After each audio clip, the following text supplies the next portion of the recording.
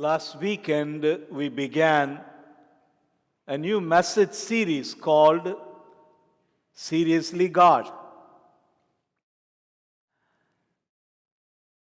For those that are not familiar with the term message series, here in our parish of St. John Vianney and our sister parish St. Mary, from time to time we choose an overarching theme, and in the course of the next few consecutive weekends, we dive and delve deeper into that theme.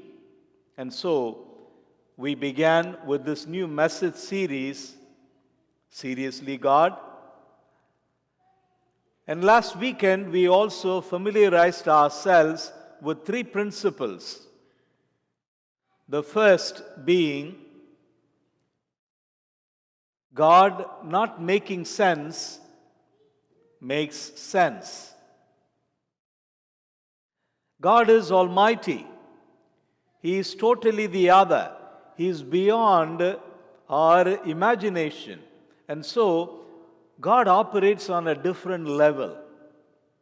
And we don't expect to understand God fully. So, sometimes He doesn't make sense. Oftentimes. And so, the first principle, God not making sense makes sense.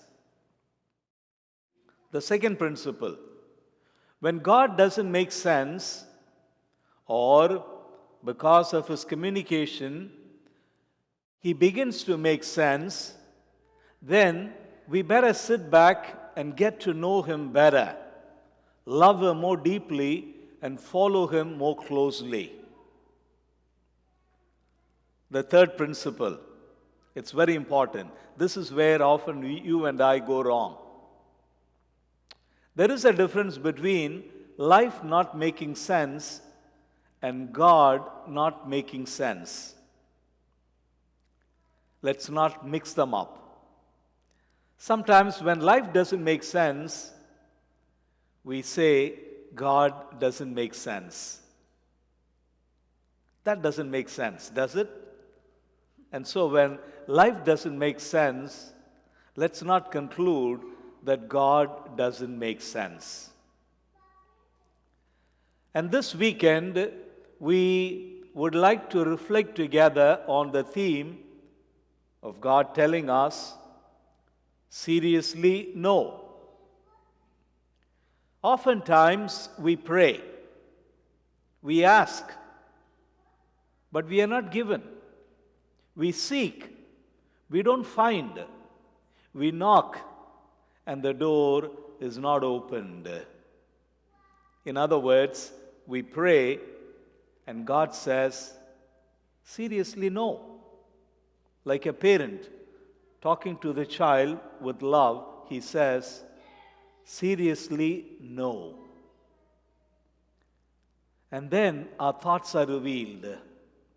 Our emotions, our feelings come up. And we are disappointed. We are discouraged. We feel that God is distant from us, that God is absent from our life, that God doesn't care. And we tend to think of God as a kind of a cosmic cop who is against all that is fun and frolic. Anything that is appealing to us, God seems to say no. And the church also follows that same line of action. Church says no to a lot of things. And so the question that comes our way today is this. When God turns to us and says, seriously no, to our prayers, to our requests, to our pleadings, what do we make of it? Let's take the example of Moses, a man who led the people of Israel for 40 years through the desert.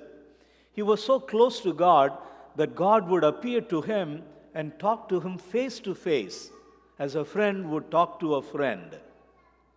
And yet, when Moses wants to enter the promised land, God says, seriously, no. You are not entering the promised land. After all that Moses was through for God and for God's people, God says, seriously, no. Why?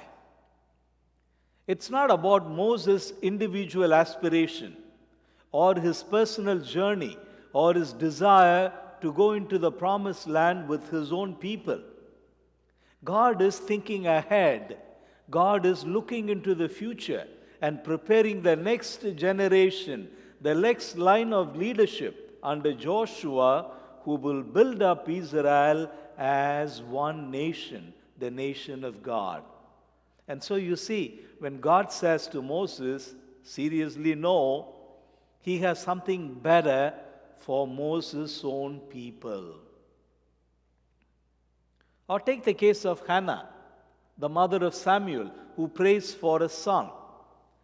God turns a deaf ear to her for many years, and finally God grants her the blessing of having a son. But not as Hannah would have it. Samuel would grow up and go on to become the greatest of prophets after Elijah. And the future of Israel would be different. And so you see, God's ways are not our ways, and that is why he says, seriously, no. Or take, for example, let's say even Jesus' own example in the Garden of Gethsemane. And what does he pray? Father, let this cup pass from me. I don't want to go through this trouble. Take away the cross, this crucifixion, this death. 3 times he falls on the ground and prays. And God turns to his beloved son and says, seriously, no. You are going to go through all that I told you to go through. For what? For a greater good, the greatest good, for the redemption of all of us. My sister and brother, I know that sometimes we pray, take away this pain from my heart, make me forget this loss. One last example, think of Paul. Paul is asking, take away this thorn from my flesh. It's hurting me. It is humiliating. It is putting me to shame. And God says, seriously, no. My grace is enough for you. And then Paul goes on to appreciate the grace of God. And we have in his letters the most beautiful, the most eloquent description of the grace of God that Paul has grown to appreciate and leave behind a legacy for us. That brings us to the gospel of the day, where Jesus says no, because he is the Son of the Father. The first temptation, Jesus is hungry, he is famished. Feeding ourselves, quenching our thirst, satisfying our bodily desires may seem legitimate. And we can meet that need in a legitimate way. And the devil says, transform this stone into bread. In other words, the temptation of the devil is this. It's good to be spiritual. It's good to be contemplative. But first things first, feed yourself. Quench your thirst. Satisfy your desires. And then you can be good. God can come next. Your needs come first. And that is why Jesus says, seriously, no. We all have this fear of having nothing.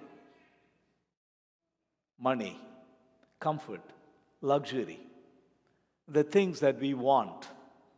And so we hoard, we store, we stack, we stash away.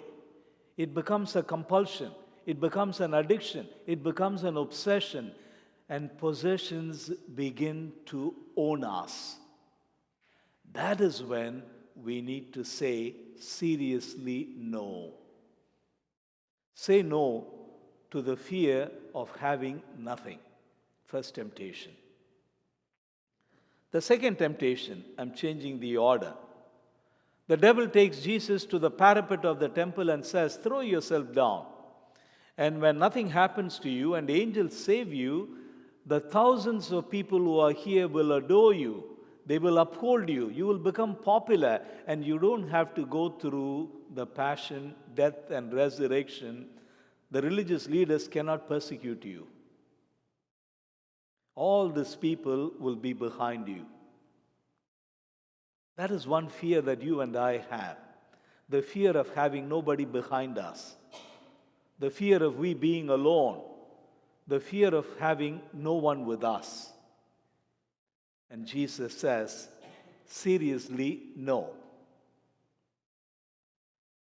In our day-to-day life, sometimes we tend to say a little lie, or if we fail to speak the truth because we want some favor, we want a promotion, we want a good rapport with the supervisor, and we don't speak our mind, we don't speak our heart, we do not speak our truth. We choose to compromise. To that earning, to that desire, to that temptation, we should say seriously no. The last temptation. The devil takes Jesus and shows all the glory of Jerusalem and says, "All this power, honor, glory, I'll give to you. Worship me." The fear of becoming nobody. When you have all this power and glory and honor, you will be somebody. You will be someone in particular. You will exercise authority. People will fall before you. They will bow before you. We also have that fear of becoming a nobody. But what does Jesus say? Seriously, no. I am prepared to become a nobody for the sake of my Father. Or as we read in Philippians, though he was in the form of God, Jesus did not count that a thing to be grasped. He emptied himself, took the form of a slave, and became like one of us. To conclude, one example. King David was a good man, a man after God's own heart, despite his failings, despite his sinfulness, despite his bloodthirsty violence. God loved him. And David wanted to build a temple for the Lord. What a generous gesture. And God said, seriously, no. And God would choose his son Solomon to build that temple. And the rest is history. The temple worship would take on a different meaning. Temple would become the center of the political, economic, and the social and cultural and the religious world of Israel. And so when God says no to David, he's preparing the lineage of David. He's leaving behind the dynasty of David. God is thinking 100 years, 1,000 years ahead. If you forget all that I told you, I hope you will remember this. It's not sometimes, but oftentimes that God says seriously no to you and to me. And when he says that, it is for our own greater good, for our own freedom, that we don't get enslaved to things, first temptation, to relationships, second temptation, and to our own pride and ego, third temptation of Jesus. And so the next time God says seriously no, after you get upset, fall on your knees and ask the Lord, what are you trying to tell me in this? What is the greater good that you are hiding in this cross for me? When God says seriously no, it's like a parent. Put on your parent's hat, and think it is always for the greater good of the child, for you and for me.